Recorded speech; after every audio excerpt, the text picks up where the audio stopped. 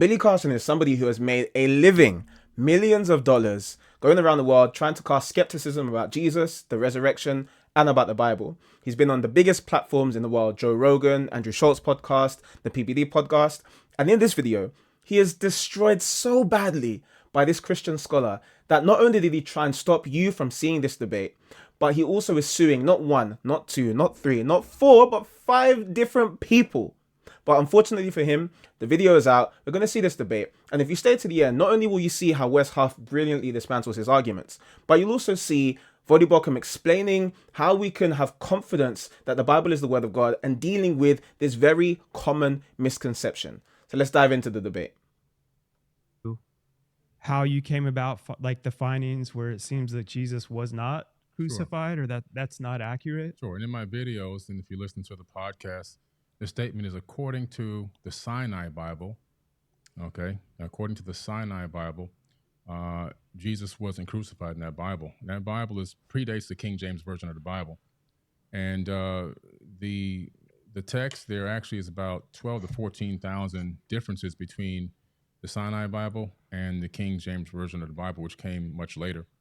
And then also one of the things that were interesting is that they discovered the book of Jesus' wife, which is at the Harvard Seminary, which according to some scholars, is a little controversial, but they claim that this is an accurate record that Jesus may have even been married, which then, adds more, if that's true, it adds more to the hypothesis that maybe he wasn't crucified.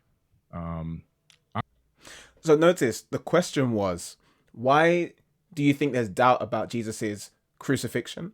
He then says because the crucifixion is not mentioned in the Sinai Bible, which predates the King James Version. And also there's a different book, the Gospel of Jesus' wife, that suggests he was married. So that means he wasn't crucified.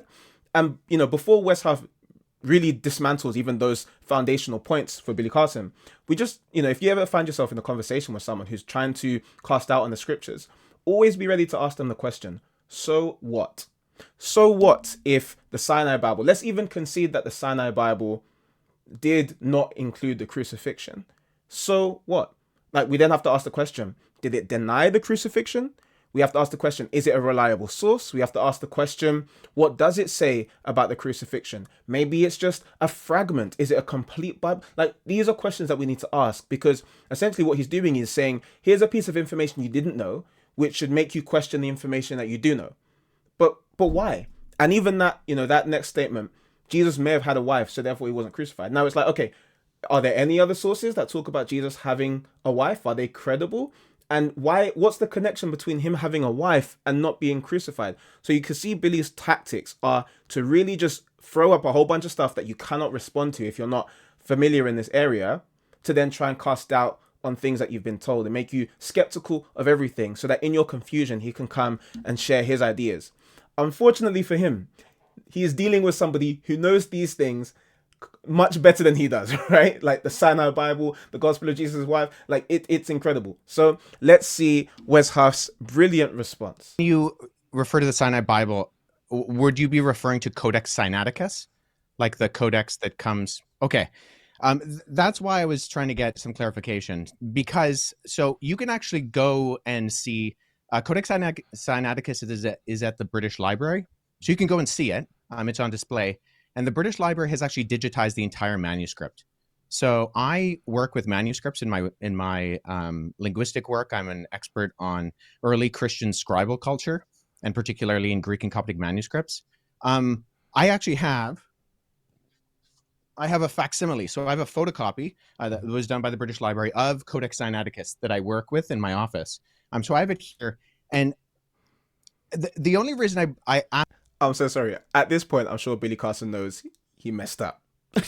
ask for clarification is because I want to make sure that what I'm addressing is actually what you mean. Gotcha. And not addressing something else.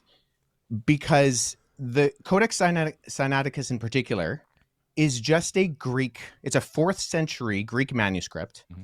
It comes from approximately between 325 and 350 AD.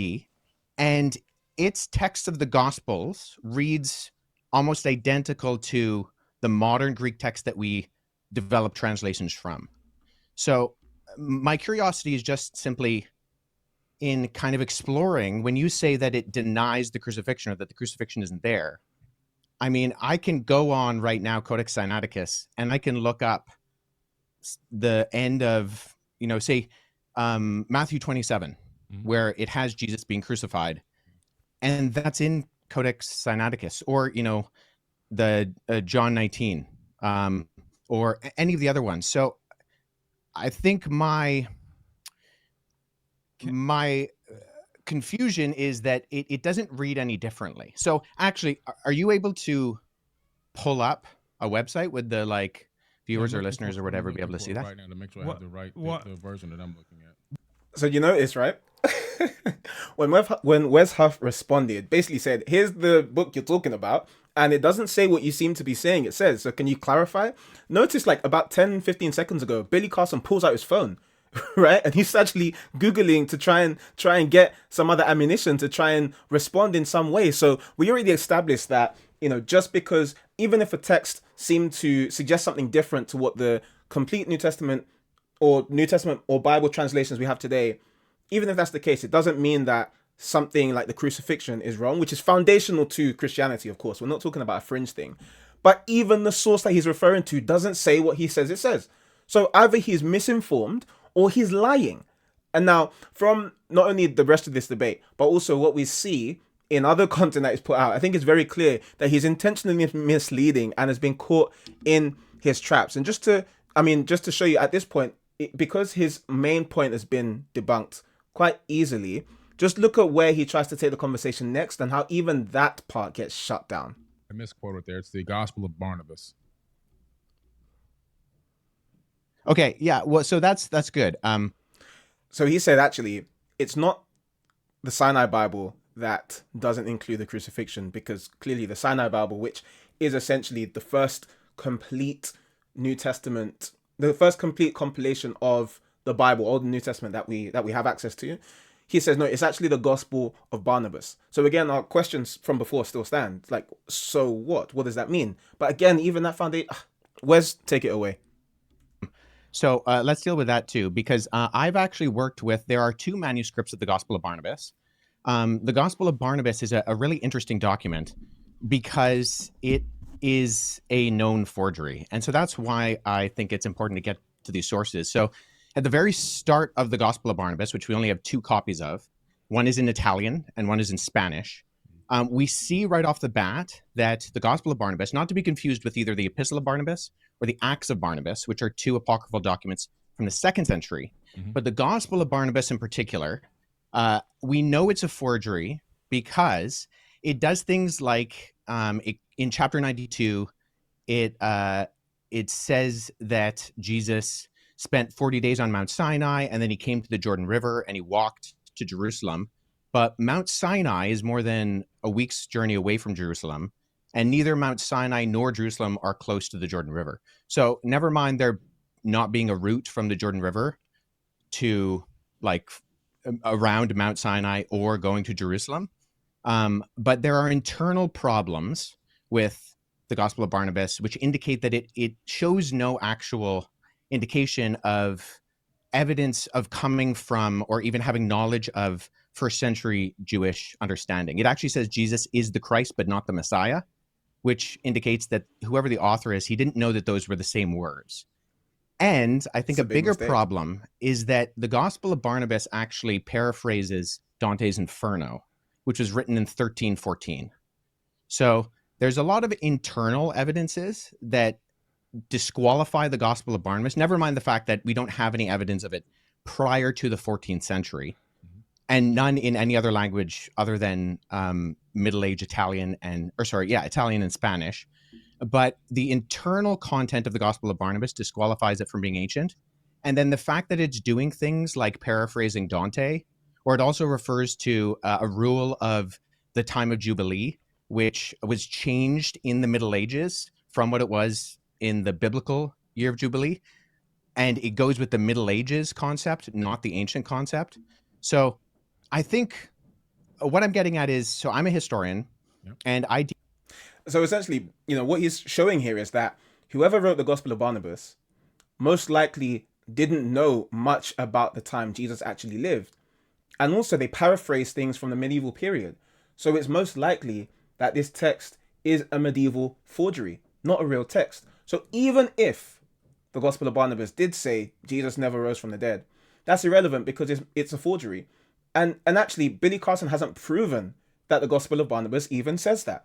He didn't give any evidence that the Gospel of Barnabas says this about the resurrection or that about the resurrection. He just pulled another weird text out of his pocket to try and use that to justify the conclusion he wants to draw, which is that Jesus Christ did not rise, or Jesus Christ, basically anything unorthodox, anything heretical, heterodox to what historical Christians believe, because it's edgy and it gets you on the big podcasts and the big platforms. Now, the big problem with all of this, later on he talks about the gospel of Jesus, his wife, which Wes Huff highlights as the conversation goes on. Even the person who brought that to public light, Karen King from Harvard, and yes, that the gospel of Jesus, his wife, is in the Harvard Library, even she admits that it's most likely a forgery. Like, even she herself, Karen King, you can Google this, admits the gospel of Jesus, his wife, is most likely a forgery. And the reason it's most likely not only a forgery, but also has mistakes, because it had copied, like literally in the only copy that we have access to, an online PDF was able to be copied into it by mistake. So there's so many issues with it. But Billy Carson's whole shtick is that you're not meant to know those things so that he can sound edgy. And the biggest problem with all of this is that, essentially the biggest problem with Billy Carson's arguments is the very reason why you can trust the Bible, right? Because with the Bible, how do you think we got the Bible today? We didn't get the Bible from just a bunch of really old men sitting in a room deciding what they wanted the rest of the world to believe. You have to understand, the Bible came to us, the New Testament letters especially were written during a period where Christians were facing so much persecution.